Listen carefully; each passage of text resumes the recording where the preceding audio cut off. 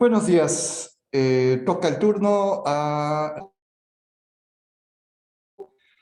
de esta charla será revisar la técnica de exploración del codo y haremos una revisión de la zonoanatomía.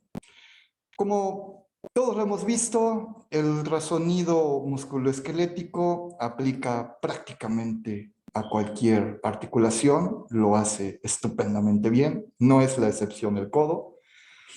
Pero sí debemos de tomar en cuenta la anatomía, que es compleja. Sin embargo, la exploración no es complicada, pero sí debemos de entender todas las regiones anatómicas a estudiar para poder realizar una exploración correcta. Entonces, luego debemos de tener un concepto anatómico correcto de los tendones, de los nervios, de las bursas, el espacio articular, los músculos y los tejidos óseos. Como ustedes conocen bien, la articulación del codo está conformada por la tróclea humeral, el cóndilo humeral, que hacen eh, la, la, articulación con la cabeza del radio, y la apófisis coronoides del cúbito.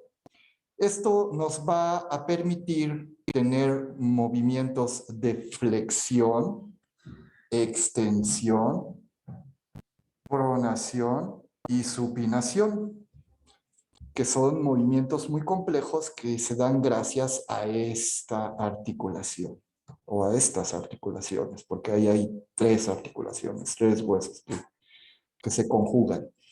Así que conocer la anatomía y los marcadores óseos para la realización de la ecografía del codo resulta ser vital para poder determinar las situaciones anatómicas a describir.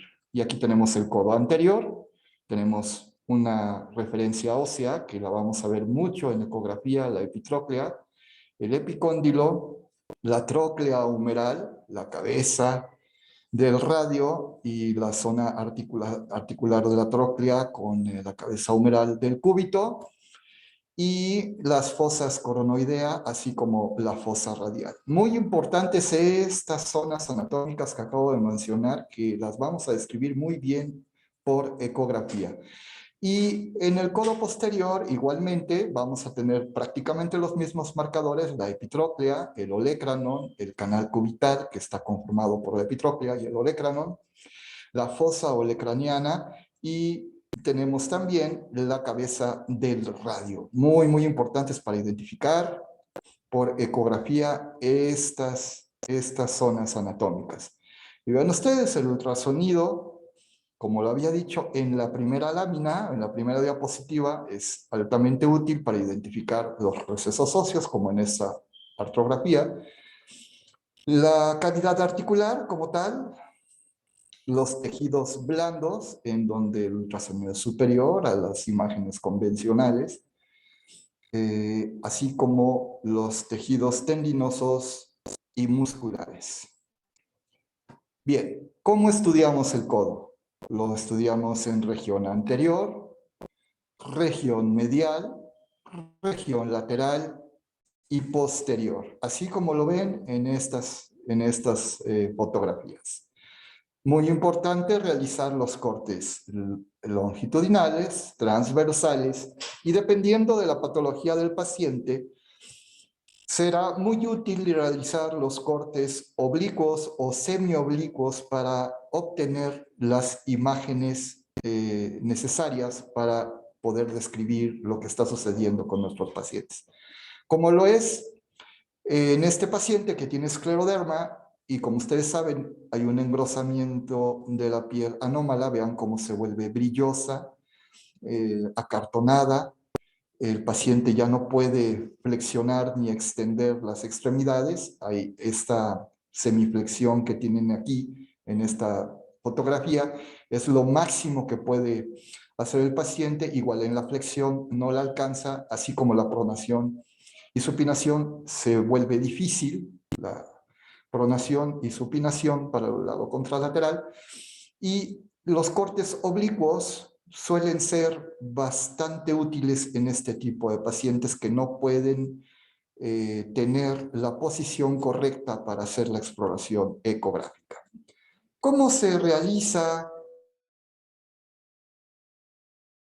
cómodamente enfrente de nosotros? Le pedimos que extienda los brazos y aquí directamente podemos utilizar nuestras ondas lineales de 7 a 12 MHz, es lo recomendable, y realizar así el ultrasonido o, en su caso dado, poner una almohadilla por debajo del codo con la finalidad de que extienda al máximo la articulación y pueda ser observada mucho más fácilmente. En lo personal, yo lo hago así. Siento al paciente enfrente de mí y la almohadilla la pongo aquí, entre su cuerpo y el codo, de tal forma que me permite extenderlo totalmente. Bien, ¿qué vamos a estudiar? Primeramente tenemos dos grupos musculares muy importantes, que es el bíceps braquial. Recordar que el músculo del bíceps braquial tiene dos haces musculares que se unen en su tercio distal para conformar el tendón del bíceps braquial, el bíceps distal, que es un tendón que recorre aproximadamente 7 centímetros de longitud, nada lo protege, está denudado y se inserta en la tuberosidad del radio y corre oblicuamente, y así es como lo tenemos que explorar. Aquí tenemos la inserción y corre oblicuamente y es muy fácil de ver cuando obtenemos la posición correcta del paciente. Por debajo del bíceps braquial tenemos el brachialis, que también es un músculo que vamos a estudiar frecuentemente en la exploración del codo. Aquí tenemos unas imágenes para que ustedes se den cuenta. Aquí tenemos el tendón braquial, aquí lo tenemos muy claramente. Tenemos el músculo braquial, el supinador, que estaría de este lado, y el músculo braquial. Y vean ustedes la cabeza del radio y la cápsula articular junto con la cabeza del húmero. Y aquí tenemos en un corte longitudinal toda la articulación, lo que ya viene siendo la tróclea humeral. Les comentaba que hay que buscar la posición correcta para poder explorar el tendón bicipital distal. Y vean, lo vamos a hacer en supinación máxima o forzada, obteniendo así la posición correcta del paciente. Recordad, me voy a regresar 2 diapos. Recordar que este tendón corre oblicuamente. Así que tenemos que buscar la posición anatómica correcta, como la estamos mostrando en esta foto, para poder demostrar el tendón. Son casos diferentes de 2 pacientes con artritis reumatoide de larga evolución, con uno mayormente afectado, como es el que estamos viendo aquí en las flechas. Pueden ustedes ver la tróquea humeral muy aumentada de tamaño por líquido en la articulación, no así en la del lado contralateral, pero vean ustedes, no sé por qué, en mi experiencia personal, cuando tengo estos pacientes, el tendón, la porción larga del tendón bicipital distal, siempre la veo mucho mejor cuando hay patología que cuando es con paciente normal. No sé explicar por qué, pero esa experiencia he tenido. Ahora les voy a mostrar un video en donde les voy a intentar demostrar cómo hago la exploración anterior, yéndome desde el codo anteromedial, pasando por la región absolutamente medial, hacia la región anterolateral, tratando de demostrar siempre los marcadores anatómicos que son de importancia para poder identificar nuestras estructuras ecográficas. Vean ustedes, aquí en el receso anterior y medial tenemos, perdón, me adelanté, tenemos la fosa coronoidea, tenemos la apófisis coronoides, la cabeza del húmero, lo vamos a recorrer en tiempo real, ahí lo tienen. Muy clara la imagen, cuando hay aumento de líquido en la articulación se llenan estas fosas, de ahí la importancia de verlo. Me estoy tirando hacia la región más medial, ustedes van viendo cómo voy recorriendo el transductor y empiezo a ver algunas zonas interesantes, por ahí el tendón braquial, el supinador, el braquio radial, y vamos a ver cómo en tiempo real realizo esta exploración. Ahí voy yéndome hacia la región medial. Y llego a la región anterolateral. Es decir, estamos ya en esta zona. Y vean ustedes, aquí tengo la cabeza del radio, la fosa radial, la cabeza humeral y las fibras musculares por arriba de mi articulación. Así que es muy fácil poderlo identificar, simplemente es tener la posición correcta para observar los marcadores óseos adecuados. Y aquí lo tenemos en estático para que lo puedan ver con mayor claridad. Tenemos la cabeza radial, humeral, nuestra cápsula articular, tenemos el supinador, por aquí anda el nervio radial, y aquí tenemos los musculares, las fibras musculares del bráqueo radial y el extensor del carpo radial largo. Aquí tenemos un corte un poco más cercano a esta zona, tenemos el supinador, tenemos nuestro nervio radial y por arriba el bráqueo radial y el extensor del carpo largo. Ahí tenemos una imagen, una lámina con la anatomía topográfica para que ustedes puedan comparar cuál es la cercanía o la relación tan cercana que existe entre estas fibras musculares y cómo las podemos observar por ultrasonido. Un corte más medial a la zona del pliegue del codo, anterior desde luego, seguimos en la cara anterior, y vean ustedes nuestra tróclea humeral, el nervio radial, tenemos el bráqueo radial y el braquial, y aquí lo tenemos sin anotaciones para que lo puedan ver con mayor claridad.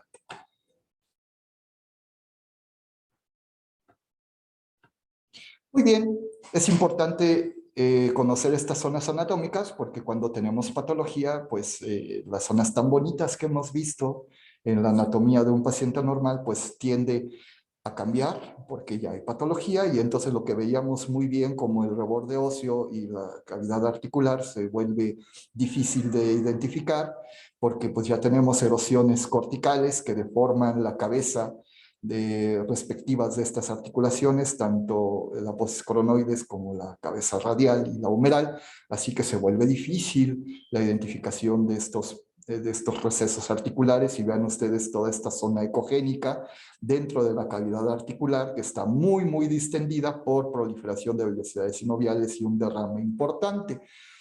Cuando esta proliferación de vellosidades sinoviales es muy crónica, suele formar vasos en donde no deben de existir y cuando ponemos el Doppler nos habla del proceso inflamatorio en una enfermedad crónica degenerativa. Y aquí tenemos otro caso, otro paciente diferente que empieza a tener por ahí Doppler por neoformación de vasos y empieza a tener este derrame articular ya un puntilleo por la proliferación de vellosidades sinoviales. Bien, ahora vayamos al codo medial. Ahí nos vamos a encontrar con el tendón flexor común, que es muy importante reconocerlo, ver su inserción y a qué músculos le da origen o qué músculos se insertan en este tendón flexor común para formar para llegar a la inserción de la epitróclea y formar el tendón flexor común. Bien, veamos. Tenemos al pronador teres, tenemos el flexor carpo ulnaris y vean ustedes cómo vienen, forman estas fibras musculares un gran tendón, que es el tendón flexor común, y se insertan en la epitróclea. Y aquí quiero hacer una connotación, si es importante hablar correctamente de las porciones anatómicas porque estamos en la región medial, es decir, la epitróclea. Cuando estamos en la porción lateral estamos hablando del epicóndilo. Entonces yo he estado viendo que me refieren mucho las interpretaciones epicondilitis medial y epicondilitis lateral y está bien, es correcto, es una muletilla que está aceptada, está bien, la gente lo entiende, pero lo correcto decir es, si estamos en la región medial, hablar de una epitrocleitis, y si es lateral, una epicondilitis. Sigamos viendo la inserción de los músculos, me salté uno, ahí tenemos el flexor carpi ulnaris, y vean ustedes cómo se van juntando las fibras musculares, ahí tenemos el flexor digitorum, se van juntando, forman un haz muy poderoso de tendón que se va a insertar aquí a la epitróclea para formar el tendón flexor común. Y ahí tenemos ya todos nuestros tendones, todos nuestros músculos y nuestro tendón. Muy bien, veámoslo ahora en una imagen anterodorsal. Aquí mucho más fácil de identificar, el pronador teres, flexor carpo radial.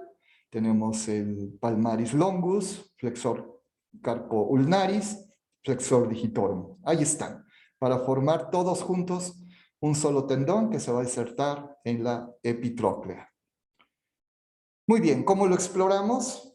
En lo personal, yo hago una semiflexión de 90 grados, semiflexión, y le pido al paciente que haga una supinación, es decir, le pido que tome esta postura, y aquí lo coloco mi transductor y logro obtener las imágenes que deseo. Sin embargo, a veces los pacientes, por la patología que traen, no pueden alcanzar esta posición, y curiosamente la alcanzan cuando los acuesto en mi cama de exploración y les pido que adquieran esta posición acostados. Y para ellos a veces resulta mucho más fácil hacer esta posición, y también es mucho más fácil explorarla ecográficamente así que en esta posición. Aquí cuesta un poquito más de trabajo por la distancia que hay entre el codo y el cuerpo del paciente. Entonces suele ser un poco estorboso, esta es más amable. Sin embargo, yo me he acostumbrado a hacerla así. Para mí es más fácil y luego así y lo hago más rápido. Bien, y estas son las imágenes que debemos de obtener. Aquí tenemos nuestra inserción tendinosa con el ligamento colateral lateral, que se observa muy bien, y no sé por qué, siempre que hay patología lo observo mejor que cuando no hay patología. Vean ustedes el ligamento colateral y la inserción en la epitróclea de el flexor común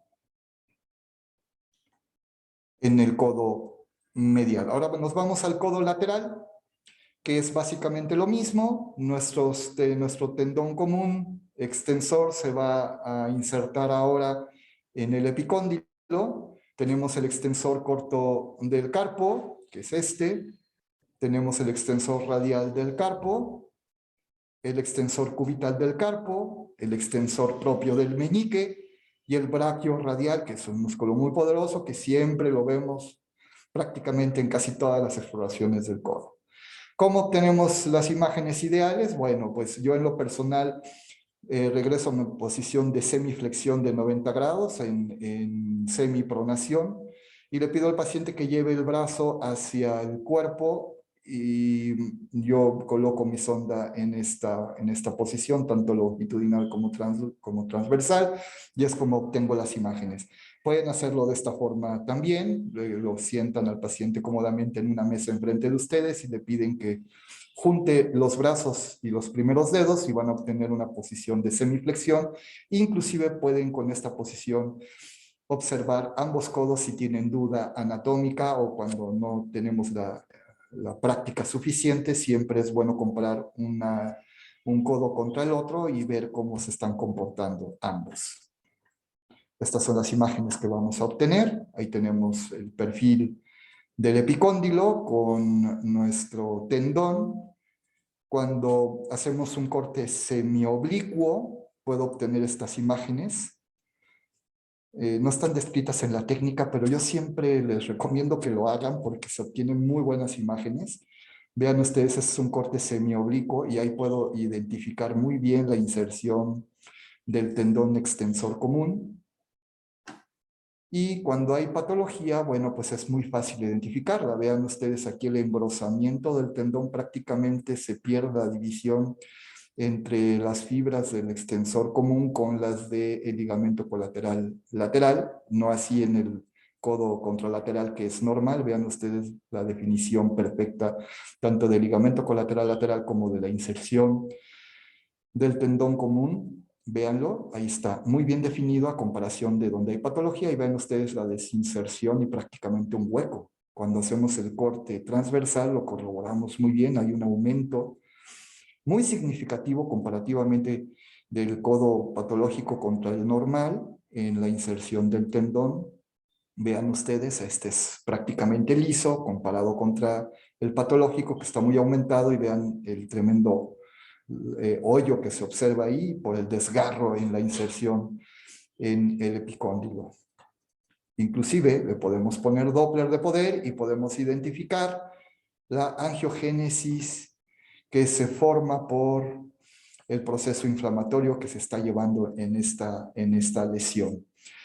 Tanto la epicondilitis como la epitrocleitis comparten los mismos hallazgos ecográficos. En ambas vamos a ver desgarros que pueden ser lineales, pueden ser semiovales, pueden ser muy grandes estos desgarros, o combinación de lineales con desgarros semiovales. Puede haber calcificaciones finas o calcificaciones muy groseras como esta.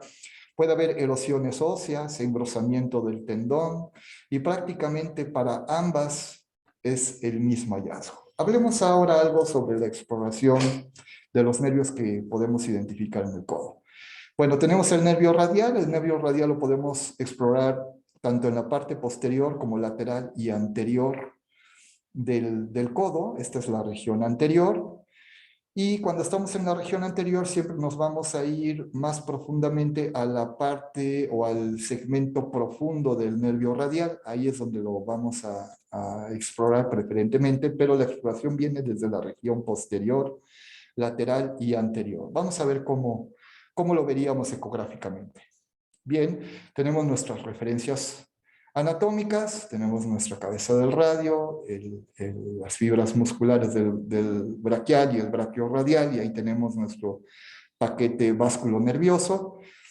Y vean ustedes, si me tiro un poquito más lateral y más posterior, me cambia un poco la anatomía, pero básicamente se mantiene nuestro nervio radial, que es lo que queremos ver, cómo viene desde el receso óseo, y lo vamos a ir bajando hasta encontrarlo en la región anterior del codo, que es donde nos interesa identificar. Bien, como les decía, hay que explorarlo en la región posterior, anterolateral y absolutamente anterior. Vamos a ver un video y les voy a ir más o menos diciendo la secuencia. Aquí estamos en la región absolutamente posterior del brazo. Aquí empieza el nervio radial. Veanlo, estamos en esta zona.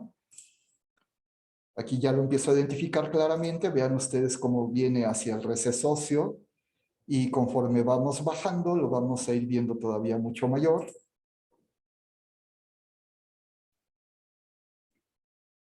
Nuevamente, bien, vamos bajando en esta zona y va apareciendo el nervio radial. Conforme vamos bajando, lo vamos viendo más extendido. Y cuando estamos en esta posición, ya estamos en la región lateral.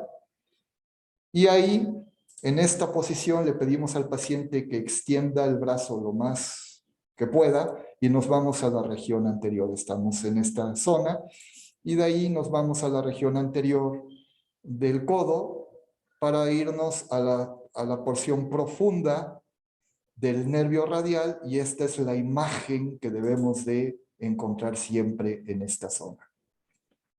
Muy bien, ahora, ¿cómo exploramos el nervio cubital? Regresamos a nuestra posición de semiflexión de 90 grados en decúbito y nos vamos a buscar al olecranon y la epitróclea, y aquí corre el canal cubital y ahí es donde vamos a poner nuestro transductor tanto en longitudinal como transversal. Y lo normal es que le pidamos al paciente, o la exploración habitual, que haga una semiflexión, y aquí tenemos el olecranon, y vean ustedes, este es nuestro canal cubital. Le vamos pidiendo al paciente que haga flexión y el nervio no se debe de mover del canal cubital. Ahí se debe de quedar. Bien, ¿qué pasa cuando tenemos un nervio cubital luxado? Aproximadamente en el 27% de las veces lo vamos a encontrar como subluxado fisiológico, una subluxación fisiológica.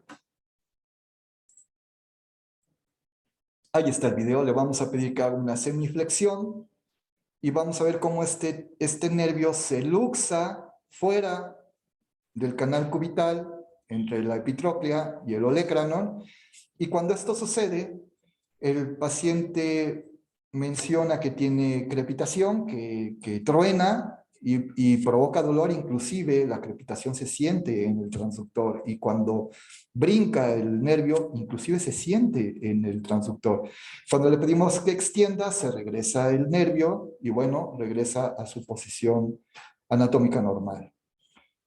¿Cómo se explora el nervio medial? Pues nos vamos justo a la región anterior del pliegue y ahí vamos a encontrar nuestros vasos, la arteria y vena braquial, y ahí junto vamos a encontrar al nervio. Y vean ustedes, ahí está, hago inclusive compresión para saber que estoy en la vena, inclusive puedo ponerle color, aquí tengo la arteria, la vena, comprime y ahí tengo mi nervio medial. Y de ahí hasta la muñeca puedo recorrer.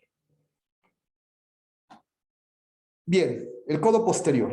El codo posterior lo exploramos en esta posición, una flexión a 90 grados con la palma de la mano descansando sobre la mesa de exploración o sobre su muslo o sobre su rodilla con una flexión de 90 grados. Así es como yo lo exploro. Yo le pido que ponga su mano sobre la rodilla y que doble su mano hacia su cuerpo y me hace esta flexión y ahí es donde pongo mi sonda tanto en transversal como en longitudinal. Y aquí están las zonas que debo identificar. Desde luego el tendón del tríceps con su inserción en la fosa en el olecranon y la fosa olecraniana. Y ahí lo tenemos tanto en longitudinal como en transversal. Nuestro paquete graso y cuando tenemos derrames articulares es muy fácil identificarlos. Bien.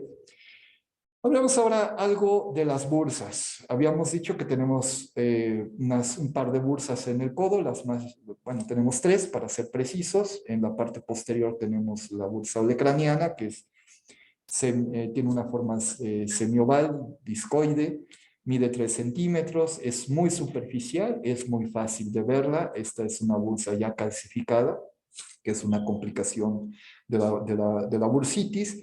Y en la región anterior tenemos 2 bursas, que es la bicipito radial y la bursa interósea. La bicipito radial rodea al tendón del bíceps distal. Recordar que este tendón tiene una longitud de 7 centímetros aproximadamente.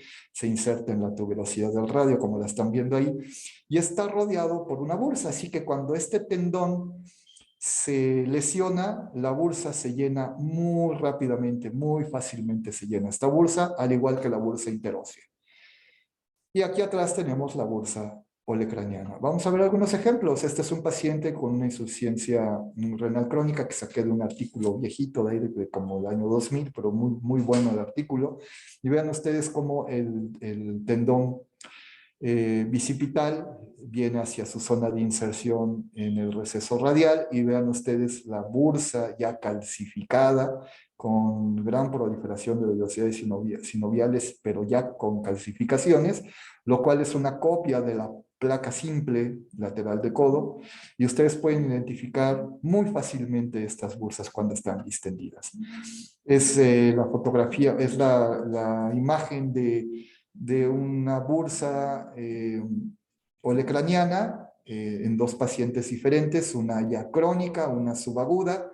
En la crónica pueden ver cómo ya está mal definida, engrosada la pared de la bursa, con proliferación de velocidades sinoviales, un edema subcutáneo importante del proceso inflamatorio, del dolor que estaba causando esta bursa, y una subaguda, la cual pude puncionar. Es muy fácil hacer estas punciones y evacuarla y administrar algún medicamento para que no vuelva a salir. Bueno, quisiera concluir diciéndoles que la ecografía es un método de estudio muy accesible, es de bajo costo, comparado contra otros métodos de imagen. Permite una evaluación completa del codo, así como de sus recesos articulares, del complejo ligamentoso, tendones, músculos, partes óseas, tejido osteocondral.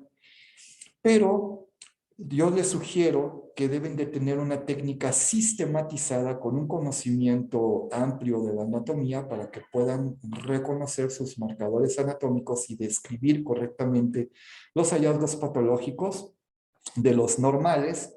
Y cuando tengan duda, les sugiero que comparen la articulación contralateral para que puedan ayudarse. Bueno, pues les agradezco mucho su atención.